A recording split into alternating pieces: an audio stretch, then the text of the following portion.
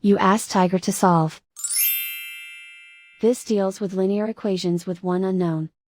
The final result is y equals 3/5. Let's solve it step by step. Group all constants on the right side of the equation.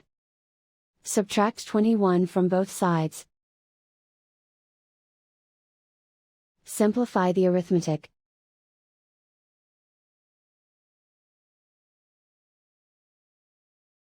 Isolate the y. Divide both sides by 20. Simplify the fraction.